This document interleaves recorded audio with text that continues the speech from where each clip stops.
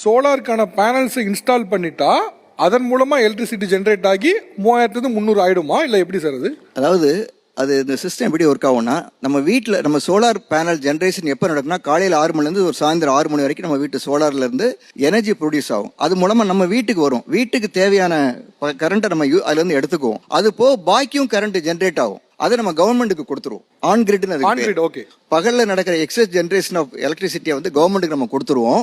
நைட்டில் நம்ம என்ன பண்ணுவோம், ஏசி போடுவோம், ஃபேன் போடுவோம், எல்லாம் அப்போ தான் நம்ம நிறைய ஹையஸ்ட் எனர்ஜி யூஸ் பண்ணுவோம். நைட்டில் நம்ம கவர்மெண்ட்லேருந்து அதே எனர்ஜியை திரும்ப வாங்கிக்குவோம். This is called net metering, bidirectional மீட்டர்னு இதை சொல்லுவோம். அதாவது ப்ராக்டிக்கலாக government is acting like a battery for us. Okay, நம்ம பேட்டரி வைக்கல, கவர்மெண்ட் கிரிட்டே ஒரு பேட்டரி மாதிரி நம்ம யூஸ் பண்ணிட்டு இருக்கிறோம். இதோட ஒரு இன்ட்ரெஸ்டிங் பாயிண்ட்டுக்கு வரேன். எல்லாம் ஓகே சார், 2 இன்வெஸ்ட்மெண்ட் பண்ணணும், ஒரு மாதம் கழிச்சு சப்சிடி வருது. ஆனால் இப்போ நான் 2 இன்வெஸ்ட்மெண்ட் பண்ணணும், நெட்டாக எப்படினாலும் 1.32 இன்வெஸ்ட்மெண்ட் பண்ணணும், என்கிட்ட அந்த காசு இல்லை அப்படின்றவங்களுக்கு அதுக்கும் கவர்மெண்ட் ஒரு அருமையான ஸ்கீம் வச்சுக்கிறாங்க.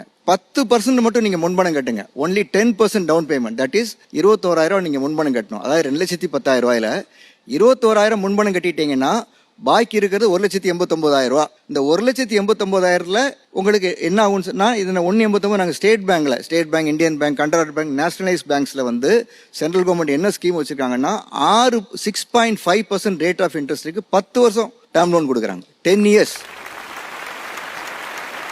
இந்த 1,11,000 எவ்வளோ இஎம்ஐன்னு பார்த்தா 1,260. ஆக ஒரு சொந்த வீடு இருந்து மொட்டை மாடி இருந்தால் நீங்கள் இபி பில்லும் கட்ட வேண்டாம், பாக்கெட்லேயும் ஒரு 1,500 மாதம் வருமானம் வரும். ப்ரொவைடட் நீங்கள் ஒரே ஒரு 21,000 இன்வெஸ்ட்மெண்ட் பண்ணால் போகிறோம். பொதுவாக சார் சோலார் பேனல் மேலே வைக்கக்கூடியது வந்து விமர்சனமே என்ன வரும்னா, அது எக்ஸ்பென்சிவாக இருக்குது, முதல்ல போடக்கூடிய காசு கொஞ்சம் எக்ஸ்பென்சிவாக இருக்குது. அதுக்கு நீங்கள் மானியமோ மற்ற லோனும் சொல்லிட்டீங்க. இதோடைய லைஃப் எக்ஸ்பெக்டன்சின்னு ஒன்று இருக்குல்ல, இது எவ்வளோ நாள் உழைக்கும் அப்படின்னு, அது எவ்வளோ நாள் உழைக்கும் அது? அதாவதுங்க, சோலார் பேனல் அப்படின்றது பார்த்தீங்கன்னா it is made out of silica அப்படிம்பாங்க. சிலிக்கான ஒரு மெட்டீரியல் வந்து சிலிக்கான் ரெடி பண்ணி அதை வந்து இங்காட்ஸ் அப்படின்னு ஒன்று கிரியேட் பண்ணோம். அந்த இங்காட்ஸை வந்து ஸ்லைஸ் பண்ணி அதை என்ன பண்ணுறாங்கன்னா கண்ணாடி கிளாஸ், அது வந்து டெம்பர்டு கிளாஸ், அவ்வளோ சீக்கிரம் உடையாது.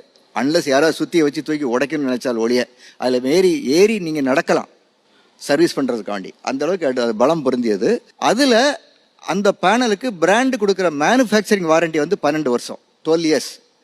ஆனால் பெர்ஃபார்மன்ஸ் வாரண்டி, அதாவது மேனுஃபேக்சரிங் டிஃபெக்ட்டுக்கு தான் 12 வருஷம் அவங்க கொடுக்குறாங்க, மேனுஃபேக்சரிங் டிஃபெக்ட்டுக்கு. ஆனால் பிராண்டுங்க சொல்கிறது என்னென்னா இது வந்து 30 வருஷத்துக்கு லைஃப் அப்படின்றாங்க, 30 இயர்ஸ் அப்படிங்கன்னா. இந்தியாவில் வந்து இன்னைக்கு சென்ட்ரல் கவர்மெண்ட் ஸ்கீமில் வந்து 1 கோடி மக்களுக்கு வந்து இந்த ஸ்கீம் அவங்க அனௌன்ஸ் பண்ணாங்க. முதல் 1 கோடி மக்கள், அது யார் வேணாலும் இருக்கலாம், குஜராத்தியாக இருக்கலாம், தமிழ்நாட்டுக்காராக இருக்கலாம், இல்லை கேரளாக்காராக இருக்கலாம். யார் ஃபர்ஸ்ட் அவைல் பண்ணுறாங்களோ அவங்களுக்கு இதை கொடுத்துட்றாங்க. ஸோ இந்த ஸ்கீமில் பார்த்தீங்கன்னா இது வரைக்கும் 15 லட்சம் பேர், இன்னைக்கு காலையில் வரைக்கும் 15,26,000 பேர் இதை அவைல் பண்ணிக்கிறாங்க.